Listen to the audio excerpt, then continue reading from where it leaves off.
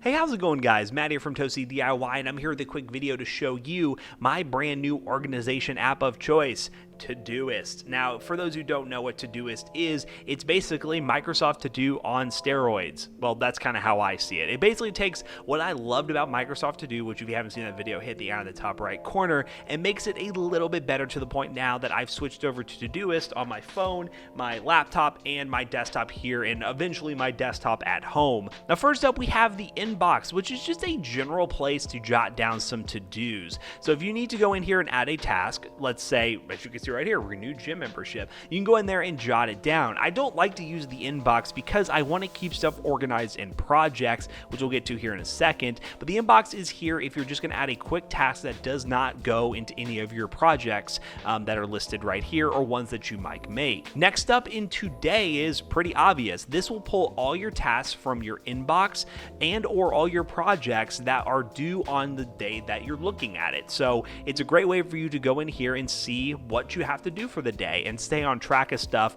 and stay on timeline. I really like having the today feature, and then upcoming allows you to take a peek at what's upcoming. As you can see right here, you see a bunch of different stuff for my upcoming work schedule. A lot of this stuff is repeating stuff, which we'll talk about here in a second, but it does allow me to get a glance at what's going to happen in my upcoming day. As you can see right here, we can go to today and just jump right here. So if I scroll all the way down, blah, blah, blah, I can go back to today, but it just allows me to see a more different look of things. That's the best way I can describe Todoist. It gives you a lot of different ways to look at your to-dos, and sometimes at certain points in your day you want to look at your to-dos in a certain way, if that makes any sense at all. And let's go ahead and talk about projects, because projects are the main reason why I really like Todoist, and Todoist is really based around projects. So I would describe a project as something that takes up a big portion of your time or thought, and most of the time both of those go hand in hand. So for me, YouTube, PC Bros, and just my personal life in general take up a majority of my day-to-day. YouTube being my full-time job, PC Bros being another business that I run, and my personal life being everything else mixed in between. So this was the easiest way for me to organize my life. So what you can do with a project, I'll show you what my YouTube one looks like, is you can create these boards that are either in list format. This is a board format. This right here is in a list format. We'll come back to that here in a second. But these boards right here allow you to break things down very similar to Trello, which if you aren't familiar with that service, that is a service we use here at the office for planning our videos, which I may make an updated video on that here very soon. But as you can see on here, we're allowed to organize certain tasks under certain headings, or what do they call these things? They call them sections. So these sections will hold different tasks, and this will allow you to stay even more organized on your to-do list. This is much more complicated, but also much more effective than just having a long list of tasks that you have to, well, go through and just check off and not really know what you're accomplishing. So under video planning right here, I have 3 tasks. These are 3 video projects I want to discuss with the team. I have it set for Wednesday, Monday, and Monday to come into the office, talk to them about it, execute the idea, order stuff, and get it going. And as you can see right here, I added a due date on all these tasks. So this is due on Wednesday, this is due on Monday, and all of that eventually, when Monday rolls around, will roll into my today task, which is absolutely awesome.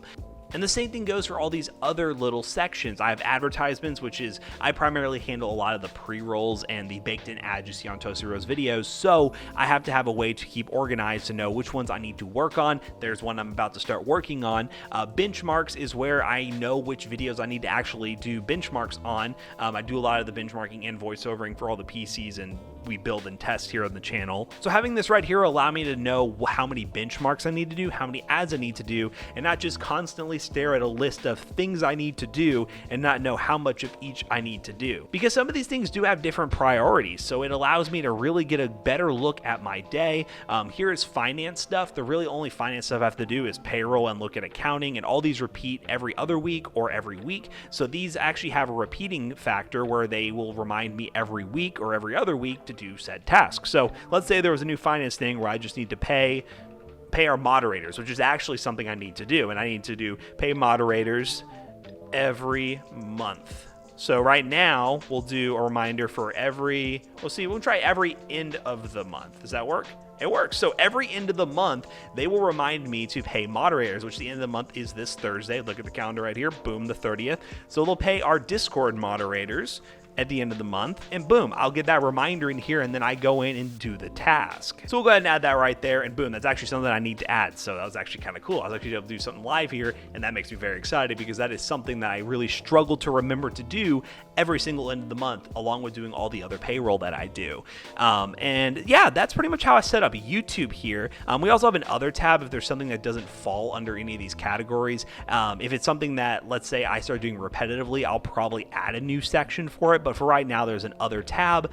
We can also go under PC Bros and see some social media strategies, finance stuff. It's basically the same thing. And the same goes in personal, which in personal, we have it in list format because for the most part, I don't need to see it project style for my personal life. It'd just be food shopping, going to the gym, making sure I pick something up that my girlfriend wants me to pick up, or do something for my parents that my parents need help with, and just have like a structured task just like Microsoft To Do. That's perfectly fine for that. And if I'm doing grocery shopping like I have right here, I can just make a grocery shopping task and list a bunch of stuff. Or if this board is empty, I can just throw a bunch of different stuff on there. And even if I do find that grocery shopping is becoming harder to keep track of, I can add a project for grocery shopping and just start filling it up with that.